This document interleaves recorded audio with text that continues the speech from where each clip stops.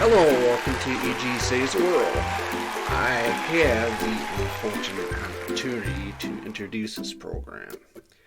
Any commentary or opinions made by EG is not necessarily, and is more than likely, is not shared with me or the producers of EG Saves the World. We were forced to make this, and let's just hear what EG has to say about this series. I have to do this at some point, so I may as well introduce you now to EG. Are you excited about this series? Because I sure in hell aren't. F you. Okay. Well, we are already off to the wrong start. So let me try this again. Are you excited about EG Saves the World, and why? Well, this program should have been made centuries ago, so it's about damn time. You are confusing people right off the bat. Well, you can't do that.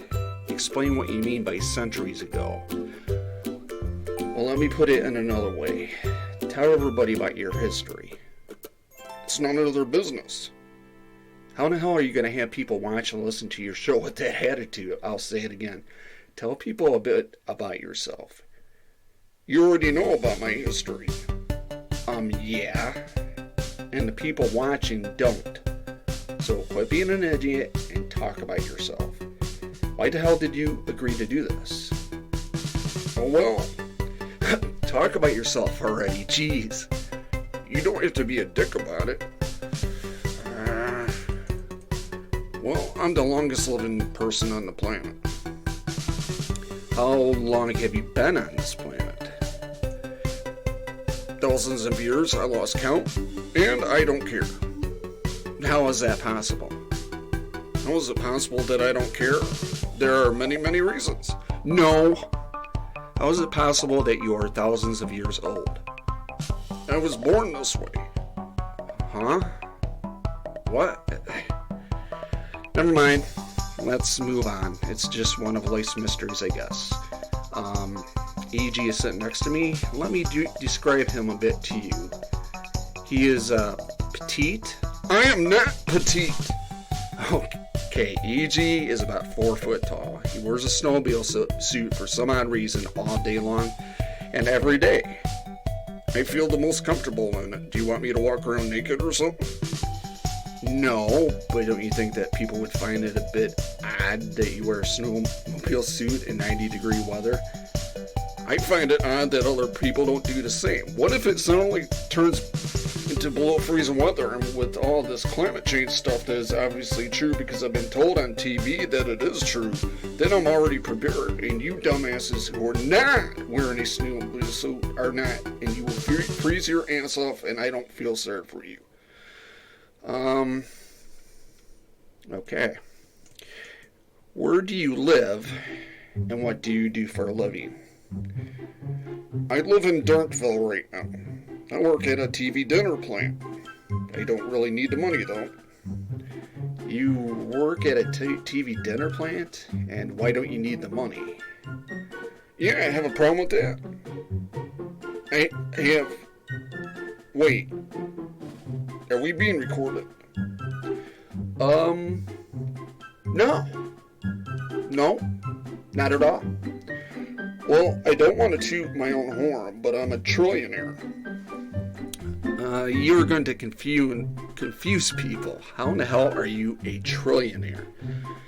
Well, since I'm thousands of years old, I have saved up my money, and I don't pay taxes. How do you get away with not paying taxes? I don't put it in banks. Where is all this money? I have it in a storage garage in Detroit. What? You act like it's weird or something. Okay. Whatever.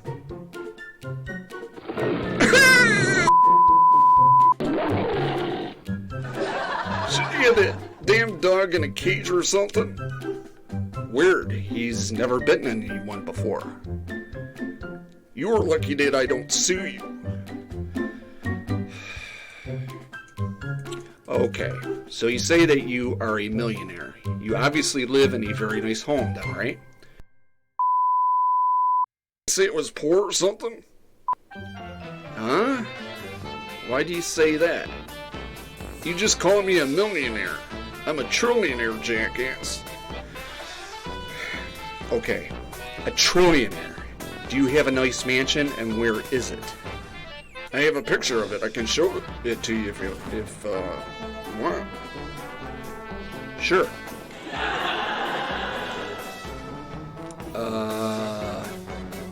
What? You live there? Yeah. What's the problem? You are a trillionaire. Why would you live in a cardboard box? I don't want to pay taxes. What? And I don't ever want to be broke again. It sucks when that happens. Sounds logical. Okay, so it sounds like you have had ups and downs throughout your life financially. What was your favorite job that you've ever had? Well, I can't pick one off the top of my head at the moment, but one of them was when I was a piss boy during the Middle Ages. Huh? You were a piss boy? Seriously? Yeah, a-hole. I had to make a living just like anyone else. And kings don't usually have piss boys burnt at the stake. It was a very stable job. It just sucked when the elite threw the coins into the bottom of the bucket every time they took a leak. Which, thinking back, was actually each time they did take a piss. Okay. Whatever. Making me think of that job as a piss boy has made me need to take a piss. I'll be right back.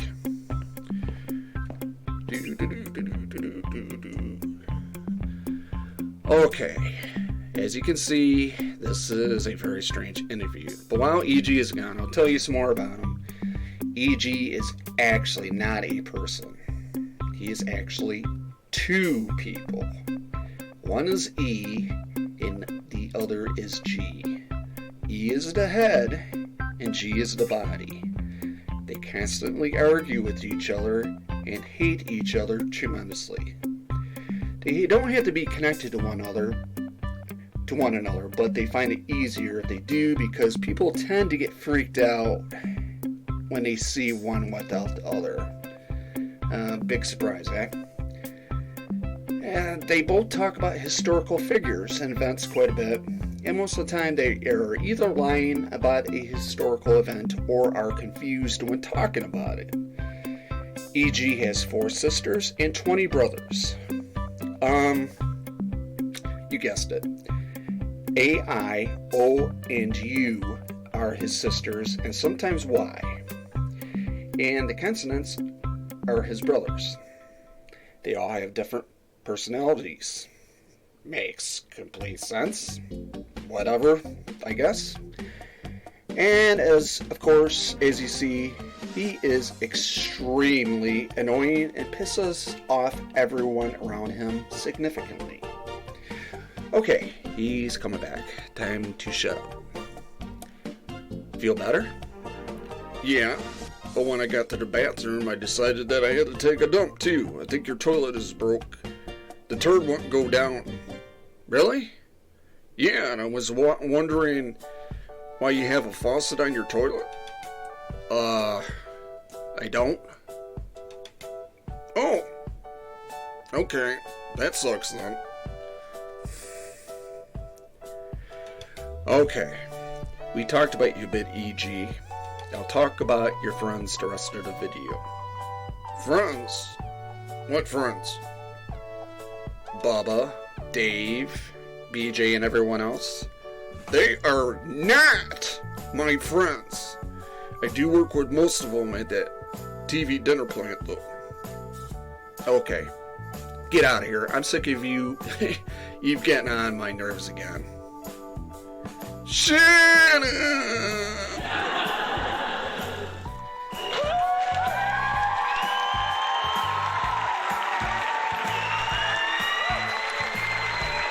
Okay. Well, since E.G. finally left, I'll talk about the cast of characters who reside in the great city of Durnkville. And many of them work at the TV dinner plant there.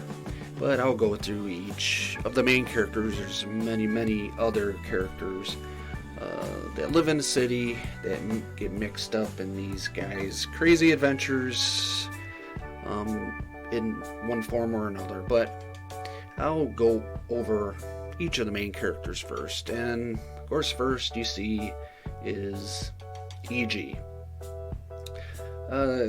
E.G. is about 4'5". He has greasy brown hair and has a full beard and mustache, as you can see. He wears a scroungy blue snowmobile suit year-round, no matter the temperature, and wears a hole-filled hat.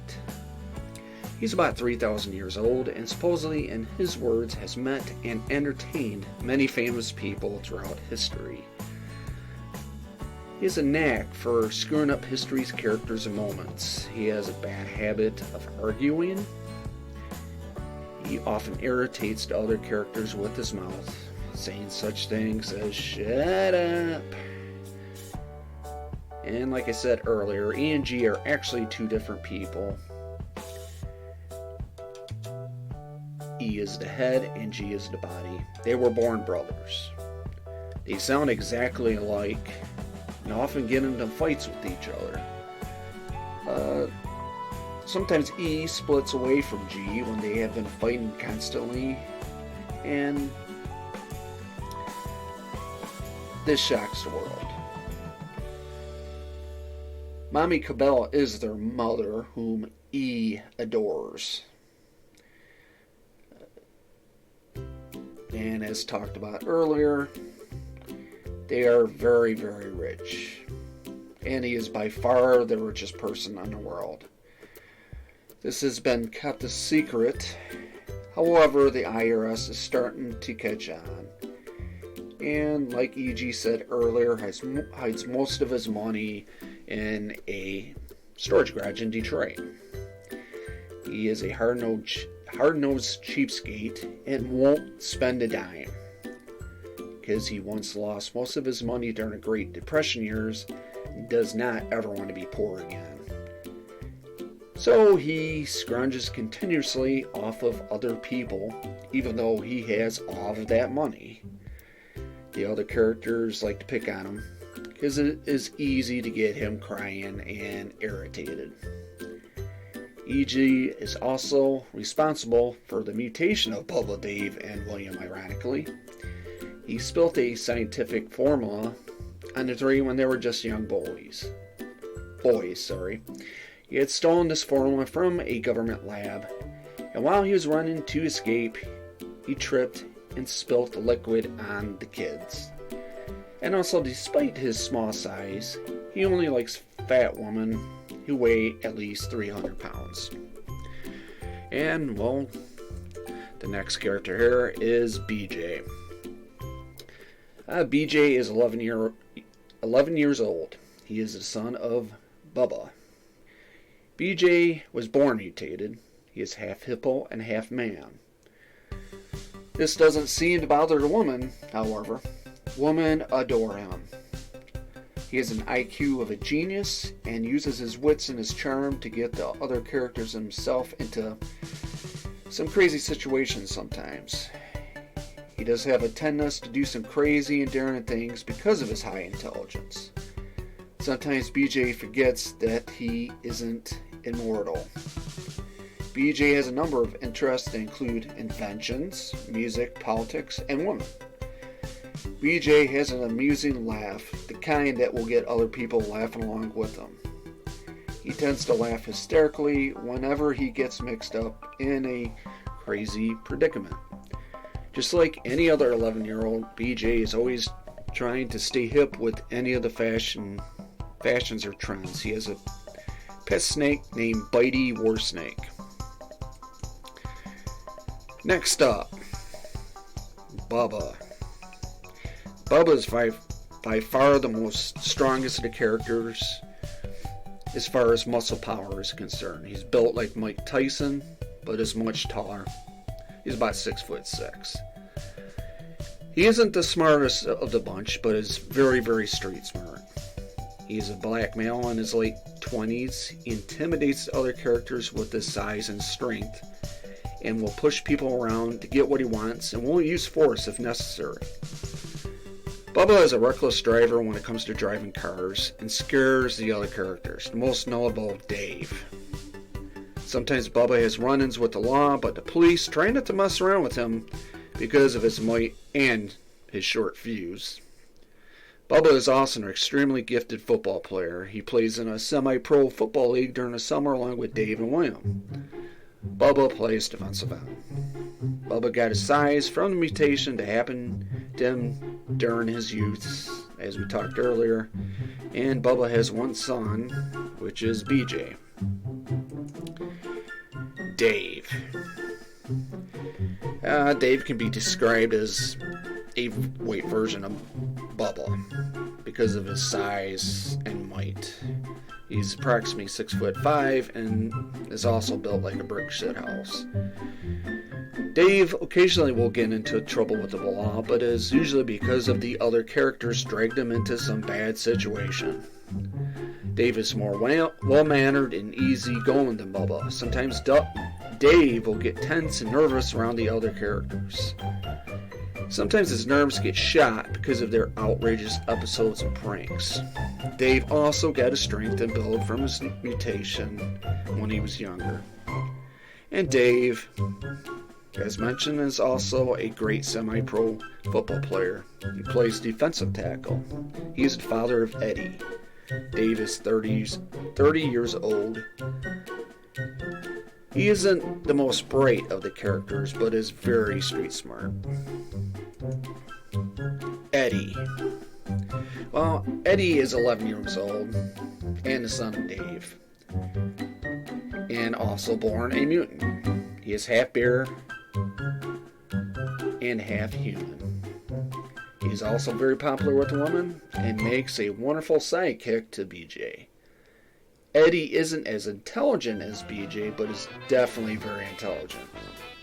He has a daring character that BJ possesses, and also has a tendency to get into some outrageous situations because of his recklessness and brilliance. He is not afraid to try something new. He also likes to stir up trouble and put other characters into some testy moments. He has a pet pig named War Pig. William. He is the last of the three who got mutated as a child. He is half man, half elephant. William is by far the smartest between him, Dave, and Bubba. William has a genius IQ and spends a lot of his spare time inventing and building strange contraptions. Because of the event that happened when he was a child, William cannot talk normal. Instead, he talks in burpish. His words come out as burps. The only characters that can really understand what William is saying is those main characters around him: Bubba, Dave, BJ, Eddie. And William is also a semi-pro football player. He plays left defensive end. William is also very muscular. He does try to stay out of trouble with the law. William lives in a mansion with his mother. William listens and minds to his mother, even though she is a complete bitch to him and his friends. Redneck. Red is in his late 30s. He lives by himself. He has been divorced many, many times and often bitches about his ex-wives. He is a forklift driver at the local TV dinner manufacturing plant. He drives a beat-up pickup truck and likes to drive around loaded off of alcohol. He has a deep southern accent because he was born and grew up in southern Tennessee and went around many of the other southern states during the years. He likes to bitch about society and its problems. He is not afraid to say what he is thinking, especially when he's been drinking, which is almost always. He drinks at work. He also has an old hunting dog named Bubbles, who often farts green bubbles. Skippy Joe. Skippy Joe is a white male about 43 years old. He lives in his parents' basement and works at the local TV dinner manufacturing plant. He's a press operator at the plant. Skippy Joe spends most of his money and time on pornography. He has well over $50,000 in pornographic material. Skippy Joe is considered an outcast by the other characters because of his strange behavior. He's more of a loner and would rather sit at home and look at his pornography. He is very greasy and rarely bathes. Women won't have anything to do with him. His mother adores him, and he loves his mother just as much. His father dislikes him because he thinks he acts too much like a kid and kind of feminine. Skippy Joe enjoys tap dancing and participating in dance recitals. He is the butt of many of the jokes in town. Leonardo Diablo. Leonardo is the local artist. He's a dope-smoking hippie type who creates music jingles for television commercials. He has a unique perspective on the world and believes that everybody should love everyone. He is a hard-nosed Democrat and is far from being prejudiced or chauvinistic. He has long brown hair and a goatee and mustache. He believes strongly in peace and love, and his house is dressed with this symbolism. He does not mind not having much money as long as everyone is getting along. He has a raspy voice and loves getting into philosophical and intellectual conversations with others for hours on end. He enjoys anything that has to do with arts, music, paintings, movies, etc. He often likes to sit in his backyard with a joint in his hand, sitting Indian style, staring at the clouds. He's also very strong into politics. Frog. Frog is also a mutant. Frog is half frog and half human. And of course, he was also mutated in the EG accident. Frog owns the local convenience store and operates the cashier daily. He has a slow, calming voice and is not very bright at all. Frog knows a lot about the 10th dimension, has been there quite a few times though. And we'll talk more about this 10th dimension at a later date. But anyhow, he often has hints and tells stories about the 10th dimension to the other characters. Mr. Obnoxious. Mr. Obnoxious is in his mid-50s, and he also works at the local TV dinner manufacturing plant. He is formerly known as Mr. Optimistic. His famous line is, "It makes me happy." He doesn't really say a whole lot except for this phrase. He has bulging eyes, and he has a loud, raspy voice.